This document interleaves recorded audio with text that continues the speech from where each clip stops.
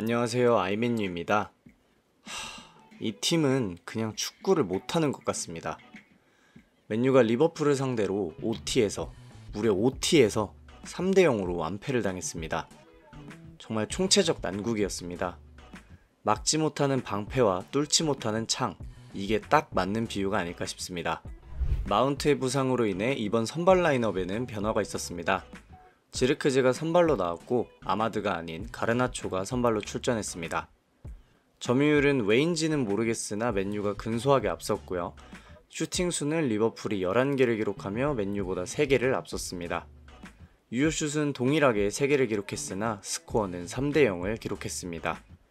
이게 뚫지 못하는 창이라고 말씀드린 이유입니다.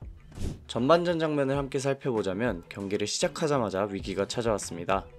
전반 6분 반다이크 패스 한 번에 중원이 바로 열리면서 흐라벤베르가 무혈 입성을 했고 디아즈가 아놀드에게 내주어 슈팅으로 연결해 골라인을 넘겼지만 아놀드에게 넘어가기 전 살라의 위치가 오프사이드에 걸리면서 골 취소가 되었습니다.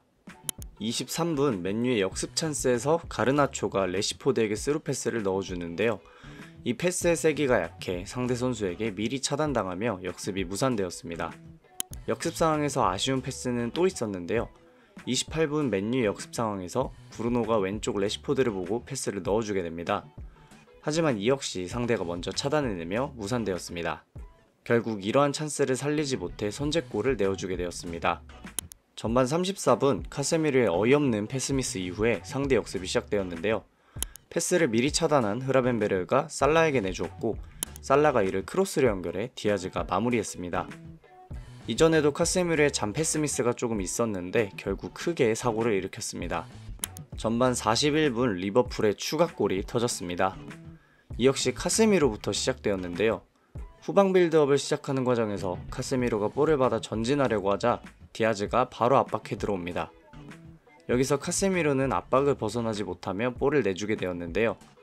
카세미로가 흘린 볼을 맥알리스터가 디아즈에게, 디아즈는 살라에게, 살라는 다시 디아즈에게 내주고 이를 디아즈가 다이렉트 슈팅으로 연결해 2대0의 스코어를 만들었습니다.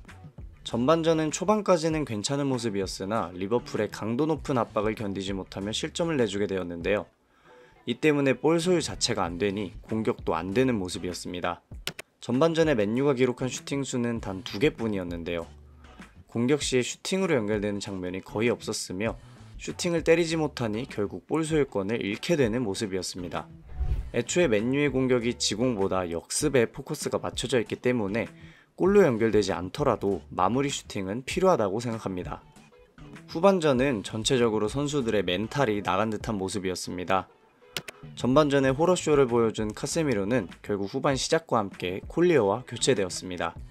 콜리어는 교체 투입되자마자 좋은 모습을 한 차례 보여주었는데요. 51분 맨유의 공격 전개 과정에서 콜리어가 왼쪽 하프 스페이스로 침투해 들어갑니다. 마이누가 이를 보고 좋은 패스로 연결해 주어 콜리어가 이를 지르크즈에게 떨고 놓았고 지르크즈가 유효 슈팅을 기록했습니다. 하지만 4분 뒤 리버풀의 쐐기골이 터졌습니다. 55분 마이누가 마제라위에게서 볼을 건네받자 맥알리스터의 강한 압박에 볼을 뺏기게 됩니다. 이는 그대로 상대의 역습 찬스로 이어졌고 살라의 정확한 마무리로 리버풀이 승기를 잡게 되었습니다. 쐐기골 이후 리버풀의 기세는 더욱 살아났습니다. 57분 좁은 공간에서 리버풀의 선수들이 볼을 계속 주고받으며 탈압박에 성공하게 됩니다. 탈압박 이후 맥알리스터가 살라에게 볼을 내주었고 살라가 이를 가마차기로 때려 위협적인 장면을 만들어냈습니다. 하지만 맨유에게도 기회는 있었습니다. 62분 레시포드가 좌측에서 올려준 크로스를 지르크즈가 헤딩슛으로 연결해봤지만 알리송의 선방에 막히며 골을 기록하지 못했습니다. 뒤이어 또다시 지르크즈에게 찬스가 찾아왔는데요. 77분 레시포드가 브래들리를 앞에 두고 흔들다가 크로스를 올려줍니다. 지르크즈가 이 크로스의 반응에 골대 쪽으로 뛰어들며 슈팅을 해봤지만 임팩트가 정확하게 되지 않으며 결국 골문을 벗어나게 되었습니다. 이번 경기는 그냥 리버풀의 강도 높은 압박으로 게임이 끝나버린 느낌이었습니다. 맨유 선수들은 경기 내내 이 압박에서 풀어나오지 못했으며 이로 인해 계속해서 패스미스가 나오며 제대로 된 공격 전개가 되지 않는 모습이었습니다.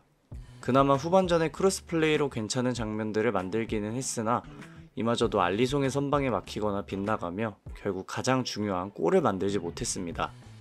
또한 리버풀과 공수전환 속도에서도 큰 차이를 보였습니다. 맨유의 역습 상황에서 리버풀의 선수들은 빠르게 수비 진영으로 내려와 수비 대형을 구축했던 반면 맨유는 벌어진 공간으로 인해 리버풀 선수들의 뒤를 밟기 바빴습니다. 또한 개개인의 폼도 아쉬운 모습이었는데요. 특히나 카세미로는 오늘 재앙 그 자체였습니다. 우선 기동력 저하가 눈에 띄고 상대 압박을 전혀 견디지 못하는 모습이었습니다. 실점에 관여한 두 장면 역시 이와 같은 문제점을 가지고 있었는데요.